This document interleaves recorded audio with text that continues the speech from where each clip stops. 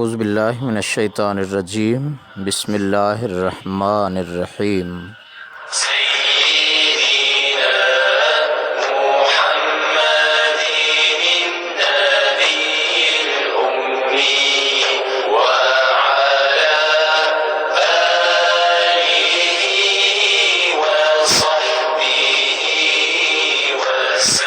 अवल अल्लाह अलीम आला आलम जोधनी कादिर पंहिंजी कुदरत सी क़ाइम आहे क़दीम वाली वाहिद वहदहू राज़िक़ रब रहीम सो साराह सचोधणी चई हमद हकीम करे पाण करीम थो जोड़ों जोड़ जहान जी।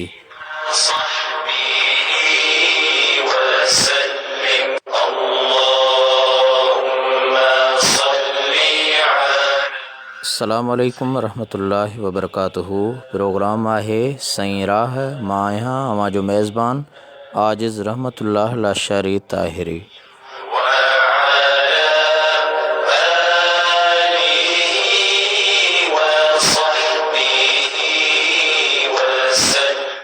रोज़े मामूल जियां अॼु बि पाण हुकूकुल इबाद जे हवाले सां कुझु ॻाल्हियूं कंदासीं। क़ुरान करीम जूं आयतूं ऐं हुज़ूर अलैहिस्सलातु वस्सलाम जो फ़रमान ऐं उन सां गॾोगॾु सरकारी दो आलम सल्लल्लाहु अलैहि वसल्लम जी सनाख़्वानी बि हिन प्रोग्राम जो हिसो हूंदी।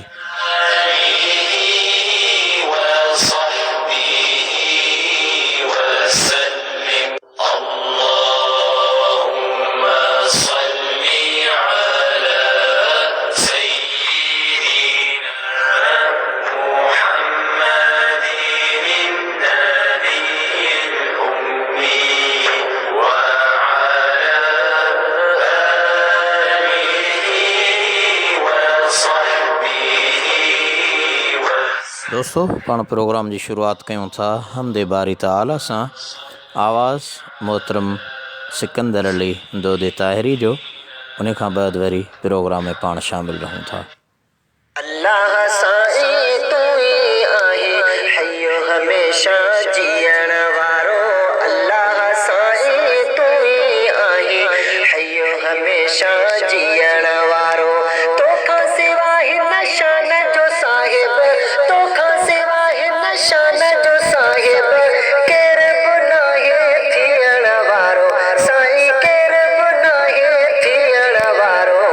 अल्लाह साईं तू ही आहे हयो हमेशा जियण वारो।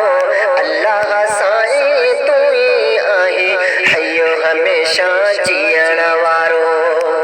लम यलिद तू वलम यूलद, लम यलिद तू वलम यूलद, समद भी तू आही अहद, समद भी तू आही अहद। तू ही तू ॿियो को नाहे, तू ही तू ॿियो को नाहे तुंहिंजे मुक़ाबिल बीहण वारो। साईं तुंहिंजे मुक़ाबिल बीहण वारो। अल्लाह साईं तू ही आहे हयो हमेशा जियण वारो। अल्लाह साईं तू ही आहे हयो हमेशा जियण वारो। तोखां सिवा हिन शान जो साहिब, तोखां सिवा हिन शान जो साहिब केर बि नाहे थियण वारो। अल्लाह केर बि नाहे थियण वारो। अल्लाह साईं तू ही आहे हयो हमेशा जियण वारो। सब जो तू ही ख़ालिक आहे, सब जो तू ही ख़ालिक आहे, सब जो तू ही ख़ालिक आहे, सब जो तू ही मालिक आहे, सब जो तू ही मालिक आहे। तुंहिंजी अता सां आका वंडे पियो, तुंहिंजी अता सां आका वंडे पियो, तुंहिंजी अता सां आका वंडे पियो। राज़िक़ तू ॾियण वारो। साईं राज़िक़ तू ॾियण वारो। अल्लाह साईं तू ही आहे हयो हमेशा जियण वारो। अल्लाह साईं तू ही आहे हयो हमेशा जियण वारो। तोखां सिवा हिन शान जो साहिब, तोखां सिवा हिन शान जो साहिब केर बि नाहे थियण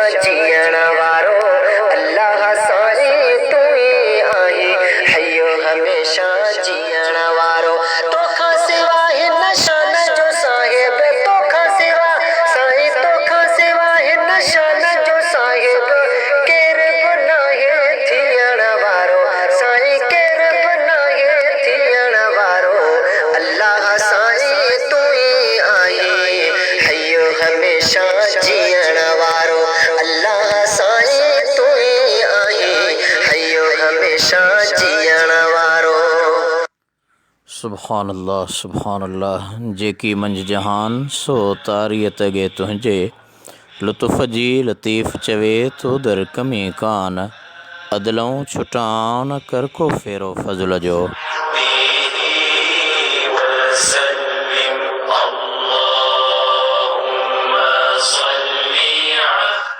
प्रोग्राम की शुरुआत में हमदे बारी ताला मोहतरम सिकंदर अली दोदे ताहिरी जे आवाज़ में अवां खे ॿुधायोसीं।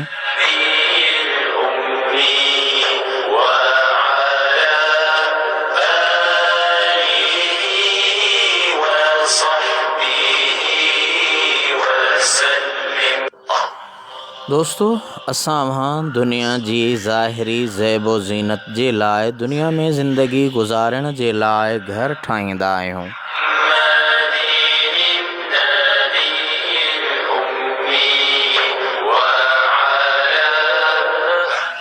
उन घर जे हवाले सां असां वहाँ उन ज़िंदगीअ खे कीअं सुहिणो बणायूं था।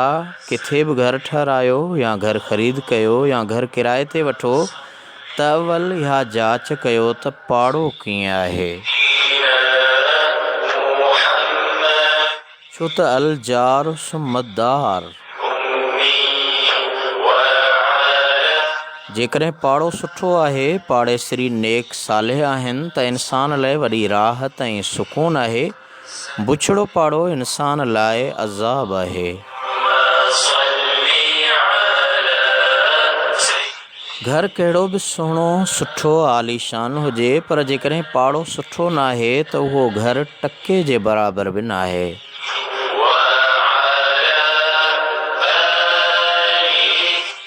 इंसान खे ख़ुदि खे बि लाज़िम आहे त जंहिं पाड़े में रहे त उन पाड़े वारनि जा हक़ अदा करे। पाड़े जी पारत आसमाननि खां नाज़िल थियल हुकुम में बि कयल आहे।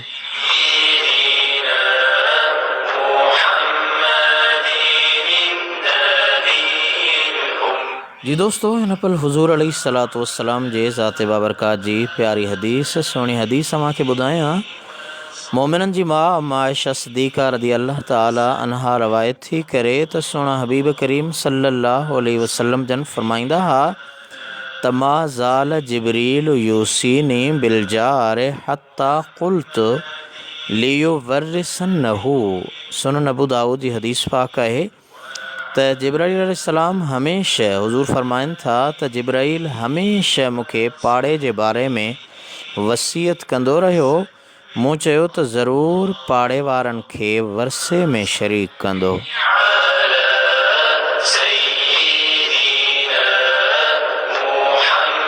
यानी मुंहिंजे महबूब आका एतिरा त पाड़े जा हक़ ॿुधाया जो एतिरे क़दुरु ख़्यालु पैदा थियो त किथे मिल्कियत जी वारसीअ जो हक़दार बि न पाड़ेसरी खे करे वठनि।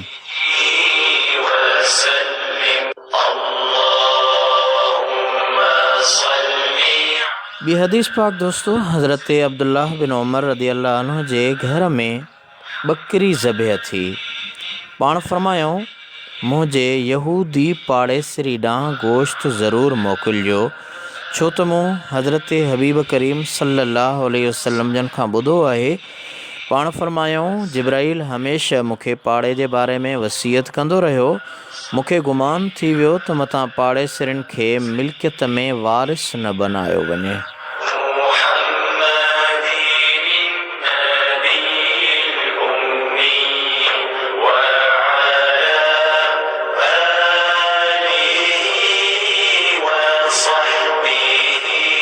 यानी इहो न ॾिसो त पाड़े में असांजो मिट आहे, माइट आहे, अज़ीज़ क़रीब आहे, ज़ात वारो आहे, मुस्लमान आहे या ग़ैर मुस्लिम आहे। भली ग़ैर मुस्लिम हुजे, कहिड़े मज़हब दीन धर्म सां वास्तो रखे थो, पर पाड़े वारा हक़ उन्हीअ जा बि उहे ई आहिनि जेके पंहिंजे माइट मिट अज़ीज़ क़रीब पाड़ेसरी जा हक़ आहिनि।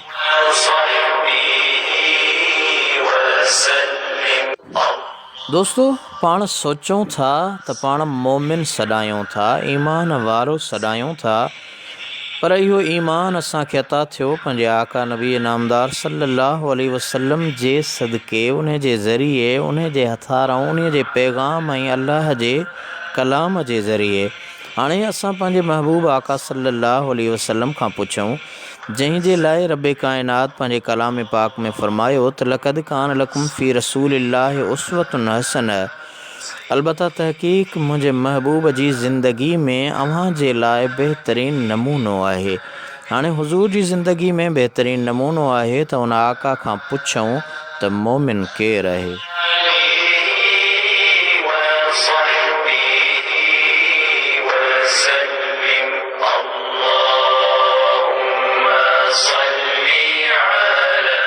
हज़रत हबीब अरबी सल्लल्लाहु ताला अलैहि वसल्लम जन फरमायो त अल्लाह जो कसम उहो मोमिन नाहे, अल्लाह जो कसम उहो मोमिन नाहे, अल्लाह जो कसम उहो मोमिन न आहे। सहाबे किराम अर्ज़ कयो, या रसूल अल्लाह सल्लल्लाहु अलैहि वसल्लम केरु मोमिन नाहे?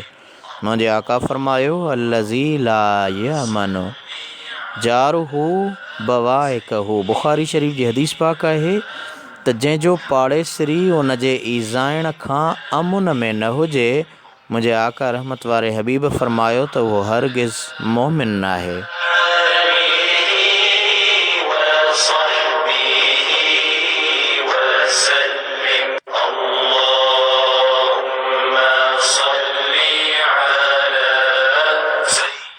मन कान योमिनु बिल्लाहि वल यौमिल आख़िर फला युज़ि जारहु। जो शख़्स अल्लाह पाक ते ऐं क़यामत वारे ॾींहं ते ईमान रखे थो त उनखे घुरिजे त पाड़ेसरीअ खे न ईज़ाए।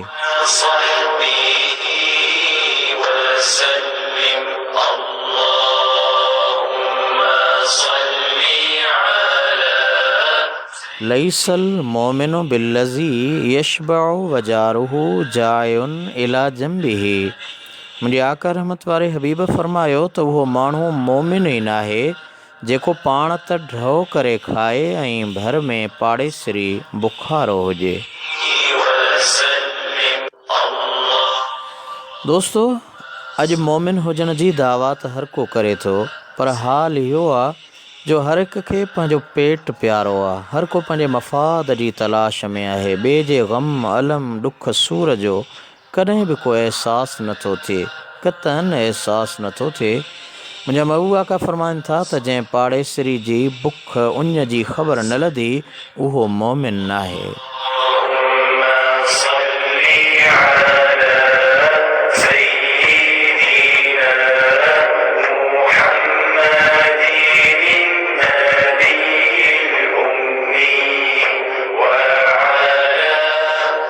दोस्तों, पाण जंहिं दौर मां गुज़रूं पिया, फितने ऐं फ़साद जे इन लम्हनि में अल्लाह ऐं अल्लाह जे हबीब खां परे आहियूं, उन जे फ़रमान खां परे आहियूं, उन्हनि अमलनि खां परे आहियूं। असांजो दीन इस्लाम रोज़े नमाज जी तलक़ीन त करे थो, पर इन सां गॾोगॾु असांखे प्यार मुहबत जो, अमुन जो, भाईचारे जो पैगाम ॾिए थो। सहाबे किराम अर्ज़ कयो त या रसूल अल्लाह सल्लल्लाहु अलैहि वसल्लम, हिकु औरत निहायत नेक सालिह आहे, तमामु घणी सालिहा, घणियूं निमाज़ूं पढ़ंदी, घणा रोज़ा रखंदी आहे, पर पंहिंजे पाड़ेसरनि सां झेड़ा कंदी आहे। मुंहिंजे आका सल्लल्लाहु अलैहि वसल्लम फरमायो, उनखे ॿुधायो त उहा जहन्नमिण आहे। उन जूं निमाज़ूं रोज़ा कंहिं कम जा न आहिनि जो हू पाड़ेसरनि खे तंग करे थी, पाड़े वारनि खे सताए थी। अल्लाह ताला पंहिंजी पनाह में रखे।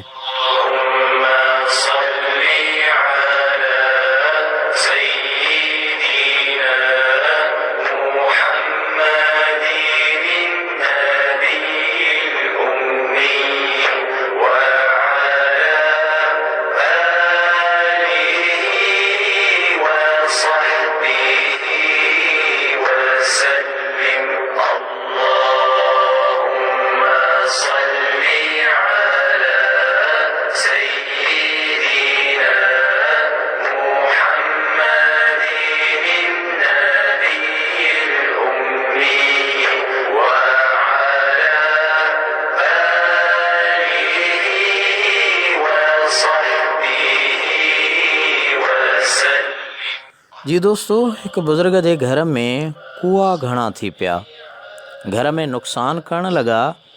कंहिं माण्हू ॿिली धारण जी सलाह ॾिनी। पाण फरमायाई त ॿिली नथो धारियां, माण्हुनि चयो साईं अव्हां जे लाइ आज़ार आहे, घर में कुआ आहिनि। उन अलाह जे कामिल आरिफ़ फरमायो त ॿिली इन लाइ नथो धारियां मतां मुंहिंजे घर मां कुआ निकिरी पाड़ेसरी जे घर में वञनि, को नुक़सानु कनि। मुंहिंजो नुक़सानु भलो आहे पर पाड़ेसरी जे घर में नुक़सानु न थिए। छा त ईमान आहे, छा त मुंहिंजे महबूब आका जे फ़रमान ते अमल जो तरीक़ो आहे।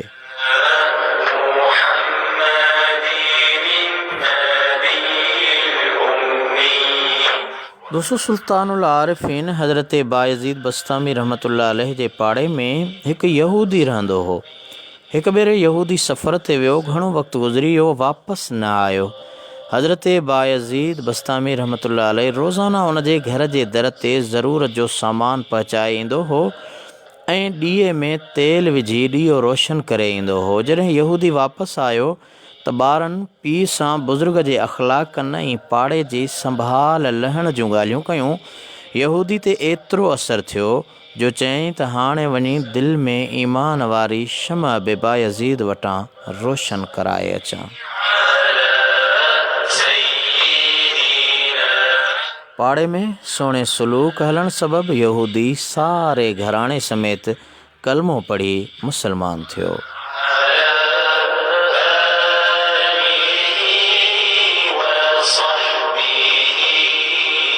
त दोस्तों, असां वां कॾहिं हिन ॻाल्हि ते सोचियो आहे, कॾहिं ग़ौर कयो आहे त ज़माने जे अंदरि असीं हलूं पिया, असां पंहिंजा बचड़नि जा घर जा हक़ पर पाड़े वारनि जा हक़ असीं कीअं पिया अदा कयूं, कीअं अदा करणु खपनि।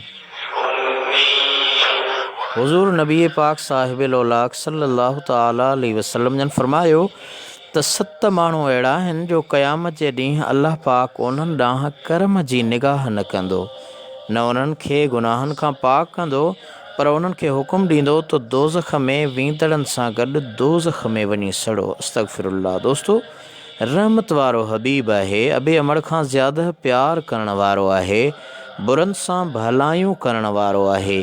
जॾहिं क़यामत जे ॾिहाड़े आका काइनात जी ख़ल्क़ जे आॾो उम्म जी शफ़ाअत करे ऐं उन मैदान में उहो महबूब, उहो आका जेकॾहिं चवे तव्हां जहन्नम में वञी सड़ो त केॾी न इहा बदबख़्ती चइबी।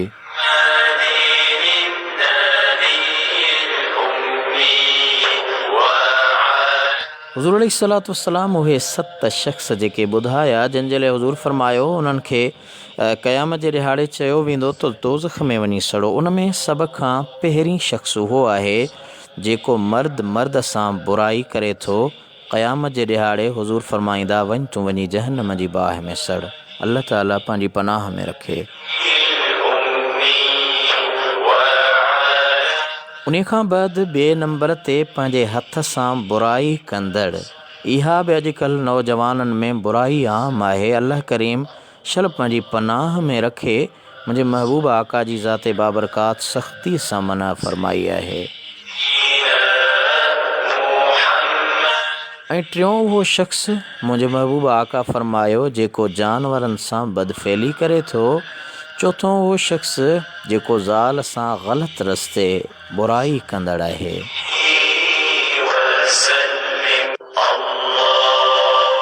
ऐं पंजो हिकु औरत ऐं उन जी धीउ सां हिकु वक़्तु निकाह कंदड़। मुंहिंजे महबूब आका फरमायो क़यामत जे ॾिहाड़े उनखे दोज़ख में ई वञी सड़णो पवंदो। ऐं दोस्तों, अॼुकल्ह असां मंझां लज, शर्म, हया, शुनास मोकिलाईंदी पई वञे ऐं असां कॾहिं सोचियो न आहे त असीं कहिड़ी ज़िंदगीअ जो मरहलो गुज़ारे रहिया आहियूं, कीअं ज़िंदगी गुज़ारे रहिया आहियूं। ओड़े पाड़े जो को ख़्यालु न आहे। मुंहिंजे महबूब आका फरमायो त जेको शख़्स पाड़े सिरण औरत सां बदफ़ेली करे थो, गुनाह करे थो, क़यामत जे ॾिहाड़े रब्बे काइनात अज़ व जल जे तरफ़ां हुकुम थींदो त वञी दोज़ख में सड़ ऐं तुंहिंजे लाइ अॼु बख़्शिश आहे ई कान, न गुनाहनि खां पाक थी सघंदे।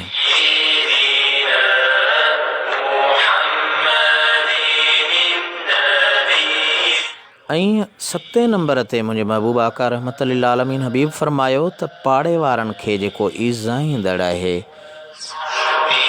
उन ॾांहुं बि क़यामत जे ॾिहाड़े अल्लाह ताला पंहिंजे करम जी निगाह न फ़रमाईंदो। अल्लाह ताला शल पंहिंजी पनाह में रखे।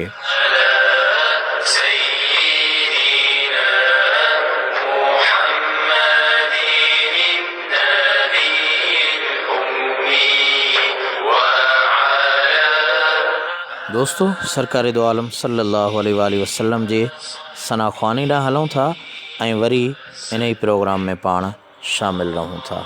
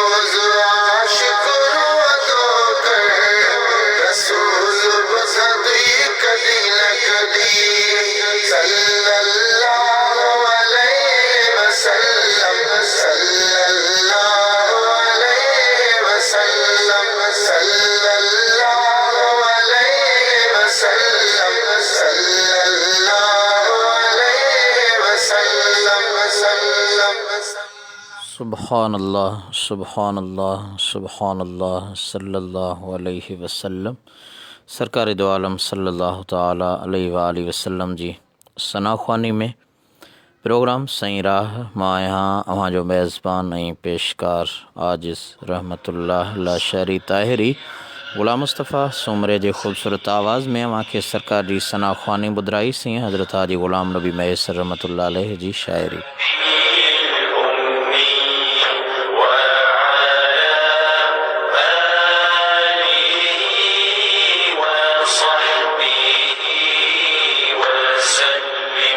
जी दोस्तों, पाण कोशिश कंदा आहियूं त हिन पल सरकार दो आलम सल्लल्लाहु अलैहि वसल्लम जे फ़रमान अल्लाह ताला जे कलाम इलाही खे शामिल कयूं। सरकार जी सनाख्वानी सां पंहिंजे ईमान खे रूह खे राहत ॾियूं, ईमान खे ताज़ो बणायूं।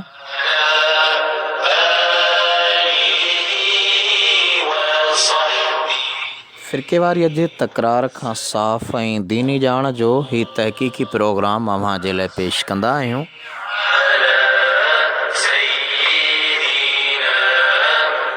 दोस्तों, मूं अर्ज़ पे कयो त इन अरबाइन दारन जार मुंहिंजे आका सल्लल्लाहु अलैहि वसल्लम फरमायो त बेशक 40 घरनि ताईं पाड़ो आहे।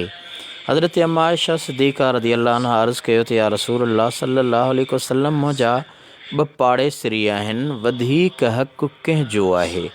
छो त पाण पाड़ेसरियुनि जी जॾहिं ॻाल्हि कयूं था त माइट बि पाड़े में रहनि था, अज़ीज़ बि रहनि था, धारिया माण्हू बि रहंदा आहिनि। त अम्मा आयशा सिद्दीक़ा रज़ियल्लाहु ताला अन्हा उहा ई ॻाल्हि कई त मुंहिंजे पाड़े में कुझु रहनि था। मुंहिंजे महबूब आका सल्लल्लाहु अलैहि वसल्लम जी ज़ाते बाबरकात छा त अजीब हक़ीक़त बयानु फ़रमाई।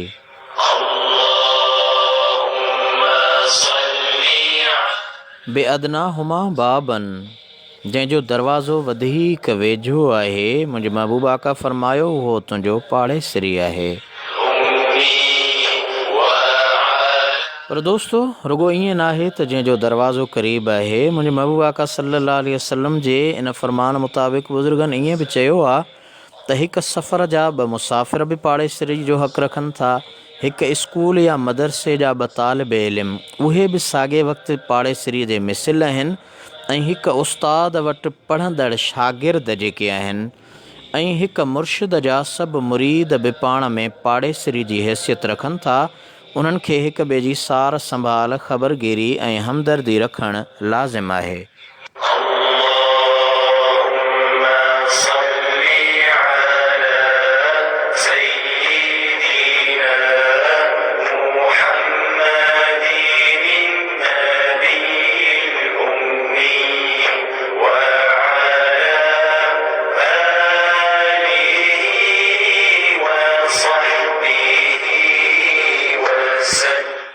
दोस्तों, पाड़ेसरी 3 क़िस्मनि जा हूंदा आहिनि। सभ खां पहिरियों आहे 3 हक़नि वारो पाड़ेसरी। उहो पाड़ेसरी जेको माइट बि हुजे ऐं मुस्लमान बि हुजे त उन पाड़ेसरीअ जा 3 हक़ आहिनि।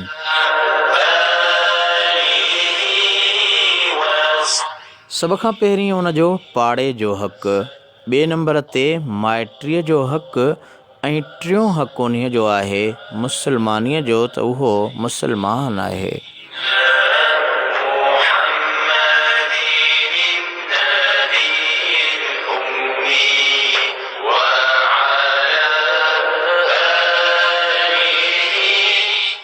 ऐं ॿियो आहे 2 हक़नि वारो पाड़ेसरी, यानी मुस्लमान पाड़ेसरी। उनजा 2 हक़ आहिनि, हिकु पाड़े जो हक़, ॿियो मुस्लमानीअ जो हक़।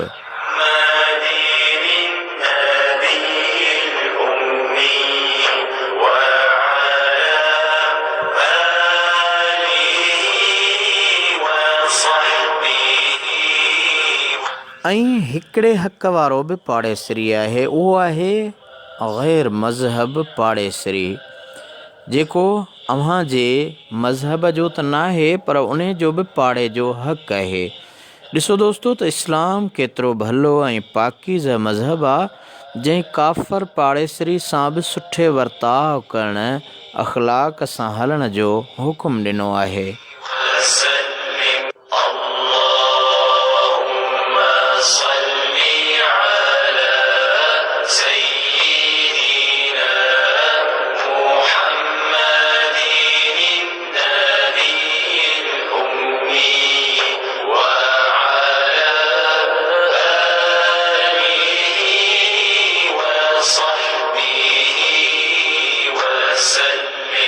इंसान जे ख़ूबियुनि ऐं ख़ामियुनि जी ख़बर ई पाड़े मां पवंदी आहे। हज़रत अब्दुल्लाह बिन मसूद रज़ी अल्लाह अन्हु सोणे हबीब करीम सल्लल्लाहु अलैहि वसल्लम जन खे अर्ज़ु कयो त या रसूलल्लाह सल्लल्लाहु अलैहि वसल्लम आउं कीअं सम्झां त मूं भलो कयो या बुरो कयो। पाण फरमायूं पंहिंजे पाड़ेसरनि खां ॿुध, जे चवनि त चङो कयुई त चङो बहितर अमल कई, जे चवनि बुरो कयुई त बुरो कयुई, छो त पाड़ेसरी तुंहिंजी सही सुञाण करे सघनि था।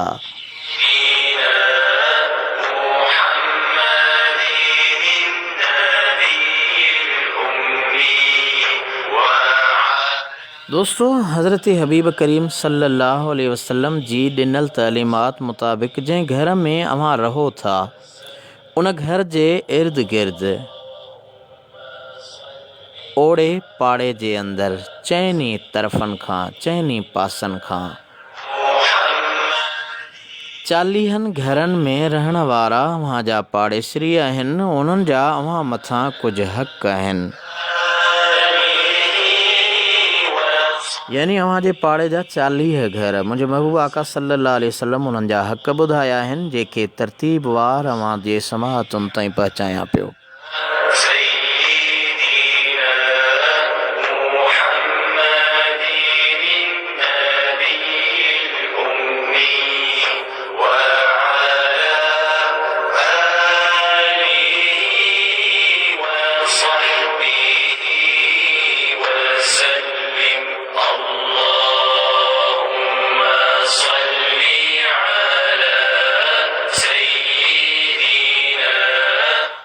दोस्तों, मुंहिंजे महबूब आका सल्लल्लाहु अलैहि वसल्लम फरमायो त मुलाक़ात थिए त ख़ुशि अख़लाक़ी खंद पेशानी सां सलाम करे मिलो। उन खां पोइ ॾुख जे वक़्त में पाड़ेसरी जा हॾ ॾोखी ऐं मददगार बणिजो। बीमार थी पए त अयादत कयो, उन जी ख़िदमत कयो, उन खां पुछा कयो। जे फ़ौत थी वञे त उन जे तॾे ते वेहो, उन जे ग़म में शरीक थियो, ॾुख में शरीक थियो। पाड़ेसरी जो को माण्हू फ़ौत थी वञे त 3 ॾींहंनि ताईं पंहिंजे घर मां उन ॾांहुं मानी पचाए मोकिलियो।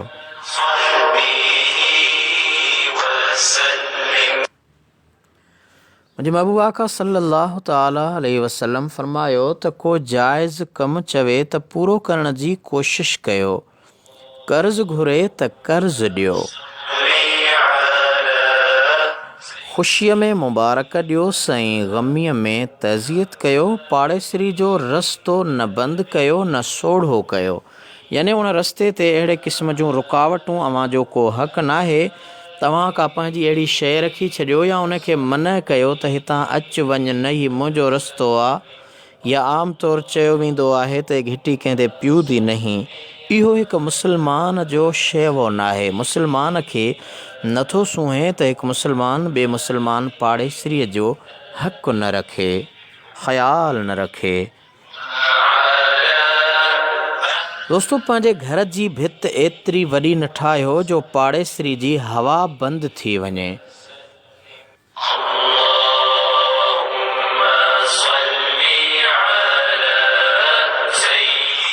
पंहिंजे घर में शोर शराबो न कयो, ज़ोर सां गाना न वॼायो, रेडियो, टीवी, इंटरनेट, डेग ज़ोर सां न हलायो, मतां पाड़ेसरनि जो आराम ख़राब थिए।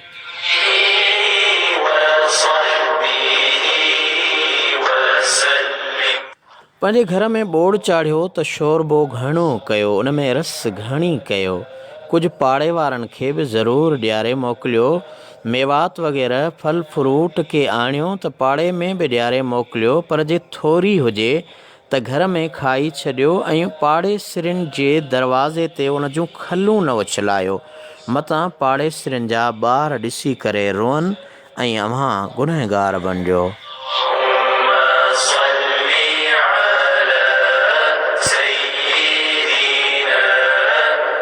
दोस्तों, मुंहिंजे महबूब आका सल्लल्लाहु अलैहि वसल्लम फरमायो त पंहिंजे घर में घणो दूंहों न कयो। मतां पाड़ेसरी जे अखियुनि मां ॻोढ़ा निकिरी पवनि, यानी उन जे लाइ तकलीफ़ जो बाइस बणिजे, अहिड़ो दूंहों बि पंहिंजे घर में न कयो। ऐं घर जी छित ते चढ़ो त पाड़ेसरी खे अॻुवाट इतलाह कयो। ईअं बिना इतलाह जे छित ते न चढ़ो। रोशनदान मां या भित जे सुराख मां पाड़ेसरी जे घर ॾांहुं न निहारींदा करियो।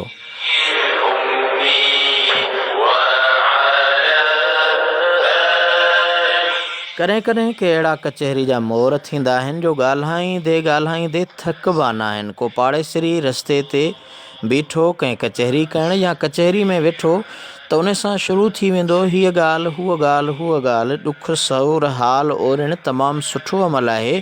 पर मुंहिंजे महबूब आका सल्लल्लाहु ताला अलैहि वसल्लम फरमायो त डिघी गुफ़्तगू अणखुट कचहरियूं करे उनखे बेज़ार न कयो।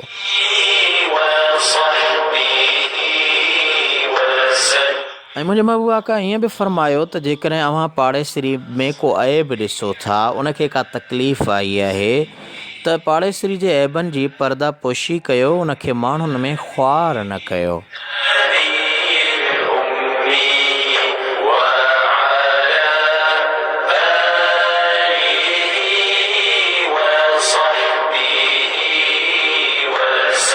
मुंहिंजे महबूब आका सल्लल्लाहु अलैहि वसल्लम फरमायो त सफ़र में जेकॾहिं अव्हां जो पाड़ेसरी काॾे माइट मिट कंहिं शादी ग़मीअ में निकिरी वञे थो त उनजे घर माल ऐं इज़त जी निगहबानी कयो। इहो अव्हां जे मथां फ़र्ज़ु आहे, लाज़िम आहे, ज़रूरी आहे। कॾहिं कॾहिं ईअं थींदो आहे त पाड़े वारो कंहिं पंहिंजे कमे कारे वञे थो, सार संभाल ॾिए थो, चवे थो त मुंहिंजो कमु न आहे, त इहो इंतिहाई गुनहगार थिए थो ऐं इहो ग़लति अमल आहे। पाड़ेसरी जे हुज़ूर अलैहिस्सलाम फरमायो घर माल ऐं इज़त जी निगहबानी ॿिए पाड़ेसरी जे मथां हक़ आहे।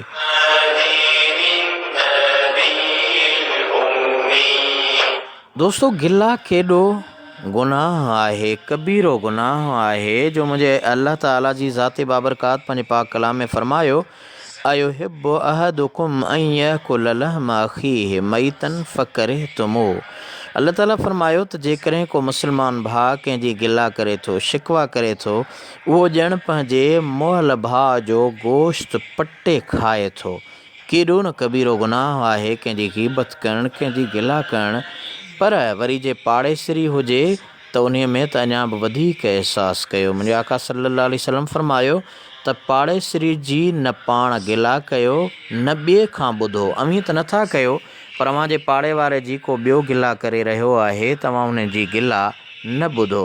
अदा कंहिं ॿी ॻाल्हि कर, का ॿी ॻाल्हि कर, कंहिं ॿी ॻाल्हि ते मौज़ूअ ते ॻाल्हा, पर मुंहिंजे पाड़ेसरी जी गिला न कर।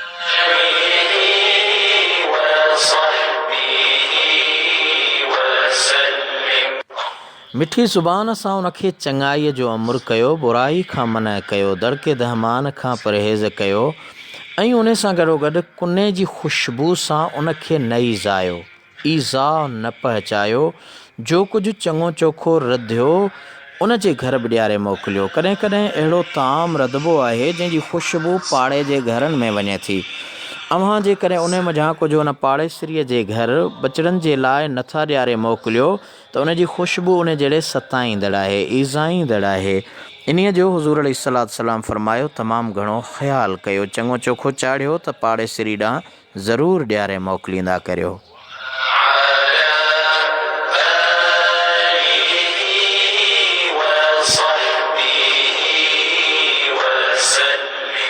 दोस्तो, असांजी आदत हूंदी आहे त जेकॾहिं किथे को प्लाट वरितो ऐं पंहिंजी भित खणाई, पाड़ेसरी आयो, उनखे चवंदासीं बाबा पंहिंजी भित जुदा कर, मतां मुंहिंजी भित ते का शइ रखी अथई।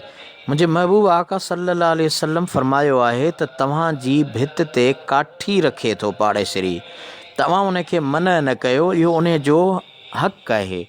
मुस्लमानो, हुज़ूर अलैहिस्सलातु वस्सलाम जे फ़रमान खां मथे ॿियो कंहिंजो फ़रमान थी सघे थो, जो हुज़ूर फरमायो त अव्हांजी भित जे मथां जेकॾहिं पाड़ेसरी को गेडर रखे थो, टेर रखे थो, का काठी रखे थो, काम रखे थो, त उनखे मन न कयो। इहो इस्लामी नुक़्ते निगाह खां पाड़ेसरीअ जो अव्हां जे मथां हक़ आहे, अव्हां उनखे मन न कयो।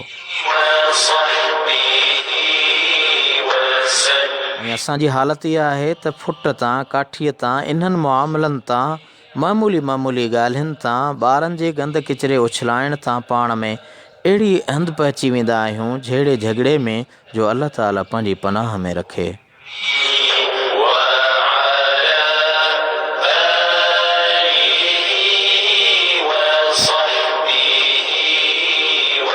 दोस्तों, मुंहिंजे महबूब आका फ़रमायो त पाड़ेसरी अव्हां वटि का अमानत रखणु चाहे त रखो ऐं सलामत वापसि ॾियो।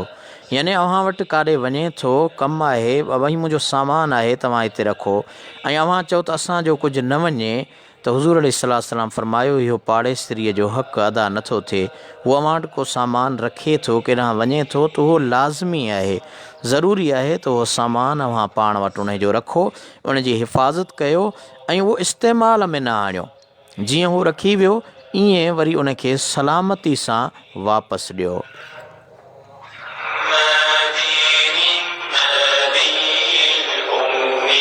दोस्तों, मुंहिंजे महबूब आका जी ॾिसो त केॾी सुहिणी ऐं सुठी तबलीग आहे, केॾी तलक़ीन आहे, जो मुंहिंजे महबूब आका सल्लल्लाहु अलैहि वसल्लम फ़रमायो त कुझु अहिड़ियूं शयूं आहिनि जेके अव्हां जो पाड़ेसरी अव्हां खां घुरे थो या इस्तेमालु करे थो, त ईअं ई उन जो हक़ु आहे जीअं घर भाती जो हक़ु आहे।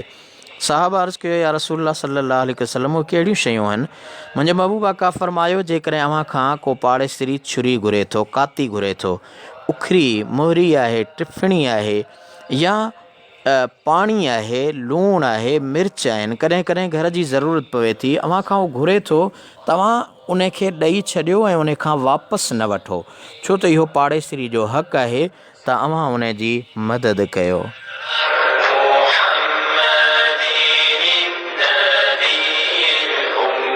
ऐं पाड़ेसरी जे घर में बुराईअ जी नज़र न रखो। मुंहिंजे महबूब आका सल्लल्लाहु अलैहि वसल्लम जा उम्मती हो, लतीफ़ साईं फ़रमायो त वठियो वंज वाट कंद म फेरज केॾहीं, लौणे फेर लपाट लॻंदी आई लतीफ़ चवे। त ही वाट जो ज़िक्र आहे, पर पाड़े जो त अञा बि वधीक ख़्यालु करिणो आहे, एतिराम करिणो आहे, का बुरी नज़र नाहे रखणी।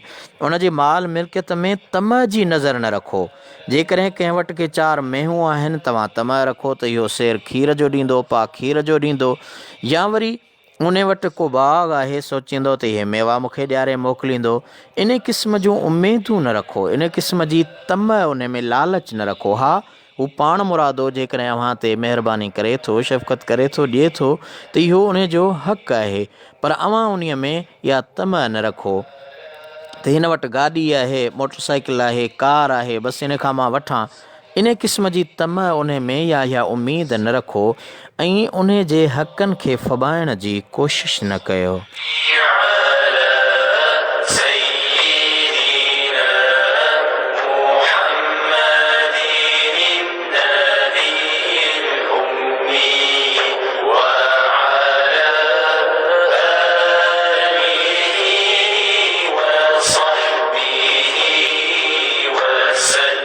दोस्तों, मुंहिंजे आका रहमत वारे हबीब सल्लल्लाहु अलैहि वसल्लम फ़रमायो आहे त पाड़ेसरी खे तोहफ़ा तहाइफ़ ॾियो, छो त उन सां मुहबत वधंदी आहे। अव्हां तोहफ़ो मोकिलींदव त उन सां मुहबत वधंदी, ऐं इन खां घटि जो न।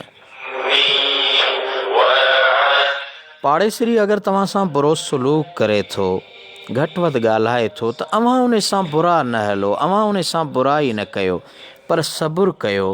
ऐं जेकॾहिं हू इतफ़ाक़न अव्हां खे पथर हणी वियो, भितर हणी वियो, ग़लति सलूक करे वियो, मुंहिंजे महबूब आका फ़रमायो उनखे बख़्शे छॾियो ऐं उन खां वेर न वठो। दोस्तो, हुज़ूर अलैहिस्सलाम जी ज़िंदगी जो असां मां जॾहिं जाइज़ो वठूं था, त मुंहिंजे महबूब आका खे त पथर बि लॻाया विया, ऐं पथरनि लॻण जे करे मुंहिंजे महबूब आका जो पूरो जिस्म लहू लुहान रत सां भरपूर हो।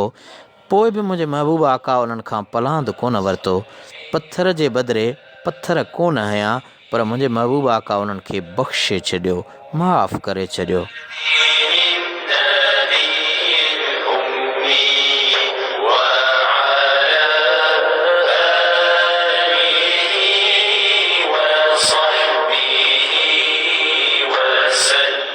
पाड़ेसरी जे बारे में कंहिं ॿिए सां अहिड़ी ॻाल्हि न कयो जो उहो पाण अची वञे त चुप करणी पवे, अगरि उहो ॿुधे त शर्मसार थिए, यानी अहिड़े क़िस्म जी ॻाल्हि बि न करणु खपे। पाड़ेसरी सां झेड़ो ऐं फ़साद न कंदा कयो।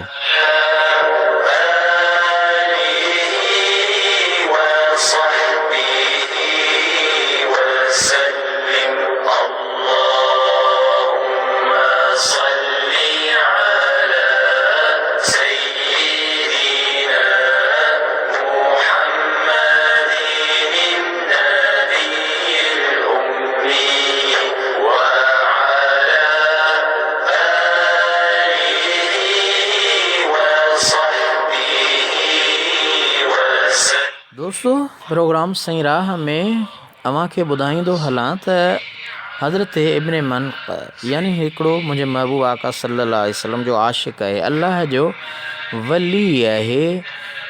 उन खे ॿुधायूं त साईं अव्हांजे पाड़ेसरी कर्ज़ जे सबबां घर विकिरो करे रहियो आहे, घर खपाए रहियो आहे।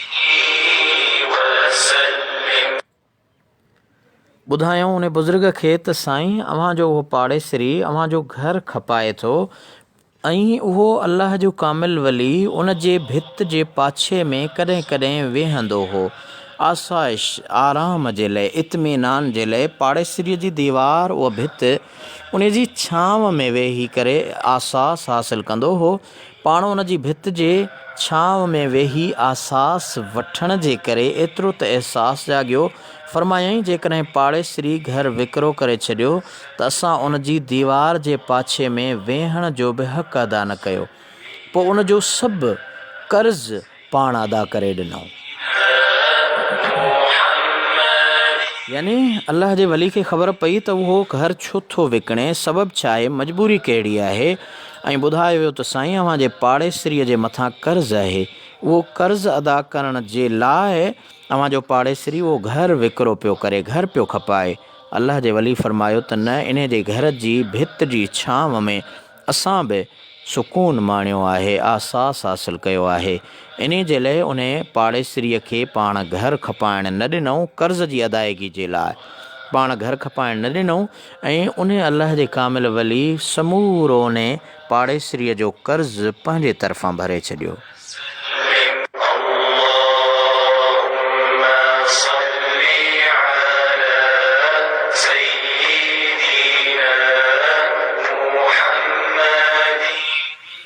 दोस्तों हज़रत अब्दुल्लाह बिन उमर रज़ी अल्लाह अन्हु जे पाड़े में यहूदी रहंदो हो। पाण ॿकरी कुठाई त अव्वल पाड़ेसरी जे घर गोश्त मोकिलियाई।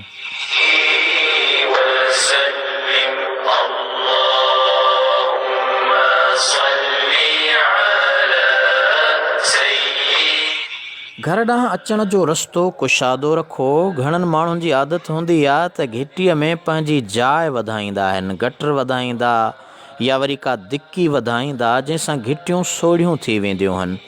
अचण वञण वारा आज़ार में हूंदा आहिनि, पाण खे बि तकलीफ़ थींदी आहे त पाड़े वारा बि अज़ाब में हूंदा आहिनि। इन करे रस्तो कुशादो रखो, रस्ते ते हथरादू इंक्रोचमेंट न कयो, यानी रुकावटूं पैदा न कयो।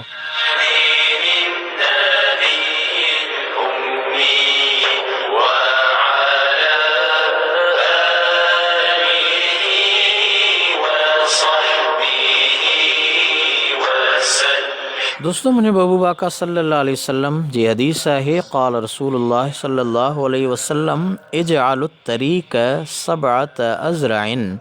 इब्न माजा जी रिवायत कयल हदीस आहे त रस्तो घटि में घटि 7 हथ रखो। 7 हथनि जी वेकर उन दौर जी ॻाल्हि आहे जॾहिं सवारी उठनि ऐं घोड़नि जी हुई। हिन वक़्तु जेके सवारियूं आहिनि उन्हनि जे हिसाब सां रस्ते जी वेकर रखणु खपे। घणिनि जायुनि ते ईअं ॾिठो वियो आहे जो माण्हू हर को पंहिंजी दीवार घिटी गलीअ में सोरे थो। पोइ कॾहिं कॾहिं ईअं बि थींदो आहे जो को माण्हू गुज़ारे वञे थो त उन जो लाश खणण बि ॾुखियाई थिए थी, जनाज़ो खणण बि ॾुखियाई थिए थी, ऐं जनाज़ो बि उन घिटीअ मां गुज़ारे नथो सघिजे।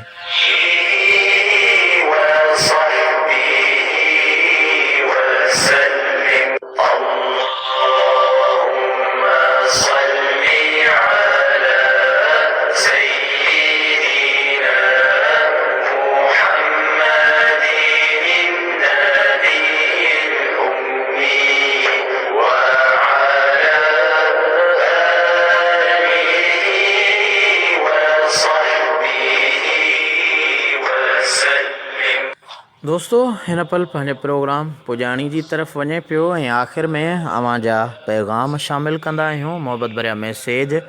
ऐं उहे दोस्त जेके पंहिंजे प्रोग्राम खे कनाईंदा आहिनि, शामिलु थींदा आहिनि, उन्हनि जा नाम अव्हां खे ॿुधाईंदा आहियूं। असांजे अॼोके प्रोग्राम में मोहतरम फ़क़ीर प्रताप शामिलु थिया सही राह में, ऐं उन सां गॾोगॾु ज़ुल्फ़कार अली नूहानी पंहिंजे प्रोग्राम खे कनायाऊं, ॿुधाऊं, शामिलु थिया। मोहतरम हमीद हमायूनी जेकबाबाद खां हमायूं शरीफ़ बुज़ुर्गनि जो शहर, उहे असांजे हिन प्रोग्राम में शामिल थिया, गॾु रहिया। आबिद अज़ीज़ दीनी स्कॉलर ऐं बहितरीनु शाइर थाणे बुला खान खां पंहिंजे हिन प्रोग्राम में शामिल रहियो। मुमताज़ भुट्टो कोशिश रिपोर्टर मुबारकपुर तालके ठुल ज़िले जे जेकबाबाद खां असांजो सीनियर सहाफ़ी पंहिंजे प्रोग्राम में शामिल रहियो। मोहतरम नईम जोखियो गदाब कराची खां असांजे हिन प्रोग्राम में गॾु रहियो ऐं पाण सलाम चयूं। वालेकुम अस्सलाम वरहमतुल्लाहि वबरकातुहू। मुमताज़ भुट्टो साहिबु पंहिंजो मैसेज छॾियो त सुभान अल्लाह, बहितरीनु प्रोग्राम साईं, वॾी महिरबानी। ऐं जोखियो नईम साहिबु अव्हां जी महिरबानी। हाकिम अली चांडियो साहिबु पाण सां दादू खां गॾु रहियो प्रोग्राम सही राह जे हिन सफ़र में। ऐं मोहतरम मोहम्मद उस्मान महर साहिबु पाण सां गॾु हुया ऐं उन सां गॾोगॾु आमशुरो आवाज़ जी पूरी टीम, दोस्त शमसदीन सोलंकी रोज़ जे मामूल जियां अॼोके हिन सही राह जे सफ़र में गॾु रहियो। फैज़ मोहम्मद लाशारी साहिबु पाण सां गॾु रहिया दादू शहर खां। ऐं मोहतरम इब्राहिम जान कोटड़ी शहर खां पंहिंजे हिन प्रोग्राम में शामिल रहिया। ऐं शमसदीन सोलंकी साहिबु लिखियो त अस्सलाम वालेकुम साईं। भा वालेकुम अस्सलाम। हक़ महबूब सजन साईं, वॾी महिरबानी। सांवल मीराली दोस्तो असांजे सिंध जो तमामु निरालो अवामी शाइर, उहो पंहिंजे हिन प्रोग्राम में शामिल रहियो। कनायाऊं गॾु रहिया ऐं नवीद अहमद लाशारी पंहिंजे प्रोग्राम में शामिल रहिया। इब्राहिम जान चयो माशा अल्लाह। हबीबुल्ला ताहिरी अॼोके हिन प्रोग्राम में शामिल रहिया। मोहतरम मौलवी अब्दुल वहीद मुतवा कच्छ भुज इंडिया वारे इलाइक़े खां पंहिंजे हिन प्रोग्राम में शामिल रहिया ऐं मोहबत भरिया मैसेज छॾियाऊं। मोहतरम अब्दुल हफ़ीज़ बिजाराणी साहिबु जेकबाबाद खां असांजा तमामु निहायती हद ॾोखी हमदर्द दोस्त पंहिंजे प्रोग्राम में शामिल रहिया। नात ख़ान यूसुफ सूमरो जंहिं पंहिंजो मोहबत भरियो मैसेज छॾियो त इस्लाही नसीहतूं अदा हिन मुआशिरे खे जे इस्लाह लाइ ज़रूरी आहिनि। अल्लाह करीम अव्हां जे इल्म अमल में बरकतूं अता फ़रमाए, आमीन सुम्मा आमीन। मोहतरम मोहम्मद यूसुफ सुमरा साहिबु अव्हां जी महिरबानियूं दुआऊं ॾियण जे लाइ। मोहतरम भट्टी ख़ालिद हुसैन पंहिंजे हिन प्रोग्राम में सुबुह नेराले पर सही राह में शामिल रहिया। असांजी भेण मोहतरमा सिंधू सिंधी साहिबा मकली ठट्टो अदीब पंहिंजे प्रोग्राम में शामिल रही। सलाम चयाऊं, माशा अल्लाह, सुभान अल्लाह जो विर्द मैसेज मोकिलियाऊं। ऐं उन सां गॾोगॾु अली मोहम्मद मुतवा इंडिया वारे इलाइक़े खां पंहिंजे अॼोके हिन प्रोग्राम में शामिल रहिया। अब्दुल सत्तार मीर बहर शिकारपुर जो तमामु बहितरीनु सनाख़ा, बहितरीनु सुघड़, बहितरीनु शाइर पंहिंजे प्रोग्राम में शामिल रहियो। मोहम्मद अज़हर लाशारी पंहिंजे प्रोग्राम में शामिल रहिया। कादिर जोखियो जाखरो पंहिंजे प्रोग्राम में शामिल रहियो। अब्दुल्ला गफ़ारी साहिबु रोज़ जे मामूल जियां प्रोग्राम में शामिल रहियो। हबीब मत्तू ज़ाहिद हुसैन पंहिंजे प्रोग्राम में शामिल रहियो। ऐं हबीब मत्तू सलामत रहो साईं, भा, आमीन सुम्मा आमीन, वॾी महिरबानी अव्हां जूं दुआऊं ॾियण जूं। ज़ाहिद हुसैनी मोहतरम ज़ाहिद हुसैन लिखियो त सुभान अल्लाह, माशा अल्लाह, क़िबला साईं बहितरीनु, अस्सलाम वालेकुम, सदा सलामत ख़ुशाबाद रहो। हाफ़िज़ ज़ाहिद हुसैन ताहिरी सोसाइटी जामशुरे खां पंहिंजे प्रोग्राम में शामिल रहिया। मोर मुगेरी असांजो निरालो शाइर, बहितरीनु शाइर, बहितरीनु लेखक पंहिंजे प्रोग्राम में शामिल रहियो। ऐं मोहतरम मोहम्मद अज़हर लाशारी हुज़ूर अलैहिस्सलातु वस्सलाम जी ज़ाते बाबरका जी हदीस पाक जो के हिन प्रोग्राम सही राह जे हिन सफ़र में ॾियारे मोकिली त पाण करीम सल्लल्लाहु अलैहि वसल्लम जन फरमायो, जेको अल्लाह ऐं क़यामत जे ॾींहं ते यकीन रखे थो उनखे चई छॾियो त उहो पाड़ेसरी जो ख़्यालु रखे ऐं उन जी इज़त करे। उहो इंसानु कामिल ईमान वारो नाहे जंहिंजे शर खां पाड़ेसरी महफ़ूज़ न रहनि। जेके पाण पेट भरे खाइनि ऐं उन जा पाड़ेसरी बुख ते हुजनि, उन जो ईमान बेकार आहे। काफ़र पाड़ेसरी जो बि अव्हां ते हक़ आहे। मुसलमान पाड़ेसरी जो उन खां वधीक ऐं माइट पाड़ेसरी जो उन खां वधीक अव्हां ते हक़ थिए थो। महिरबानी। मोहम्मद अज़हर लाशारी ताहिरी ज़ाकिर महेसर पंहिंजे प्रोग्राम में शामिल रहिया। ऐं उन सां गॾोगॾु बशीर अहमद मोंदरा साहिबु पंहिंजे लसबेले बलोचिस्तान खां पंहिंजे हिन प्रोग्राम में शामिल रहिया। ऐं यकीनन मोहतरम नियाज़ लाशारी ठुल जो तमामु निरालो शाइर, बहितरीनु सहाफ़ी पंहिंजे हिन प्रोग्राम में शामिल रहियो। ऐं मोहतरम बशाम अली मीरजत साहिबु पंहिंजे प्रोग्राम में शामिल रहिया। असांजा बहितरीनु आलिम दीन दीनी स्कॉलर कैडेट कॉलेज पेटारे खां चयूं साईं आजिज़ जी ख़िदमत में सलाम क़बूल पवे। भाउ वालेकुम अस्सलाम रहमतुल्लाहि व बरकातहू। वॾियूं महिरबानियूं, लख लाइक, किरोड़ कुर्ब, अव्हां जो मुहबतूं। दोस्तो, अॼोको प्रोग्राम इन ते पंहिंजी पुॼाणी खे पहुचे थो। वरी नए मौज़ू सां गॾु साईं राह में गॾु हूंदासीं। अव्हां जे लाइ दुआऊं आहिनि हर पल हर वक़्तु त अल्लाह करीम असांखे अव्हां खे सभिनी खे ज़मीनी आसमानी आफ़तुनि मुसीबतुनि बलाउनि बीमारियुनि खां महफ़ूज़ फ़रमाए। रब करीम असां अव्हांजा कर्ज़ मर्ज़ फितना मुसीबतूं दर्द दफ़े फ़रमाए। असां अव्हां जी इज़्ज़त आबरू रिज़्क़ रोज़ी माल मिल्कियत दीन ऐं ईमान में इज़ाफ़ो फ़रमाए। जियारे त दीन ऐं ईमान सां, मारे त कलमे ऐं क़ुरान सां। इन्हीअ ते पंहिंजे प्रोग्राम मां मोकिलायूं था। अस्सलामु अलैकुम वरहमतुल्लाहि वबरकातुहू। अल्लाह निगहबान, जाॾे पेर ताॾे ख़ैर।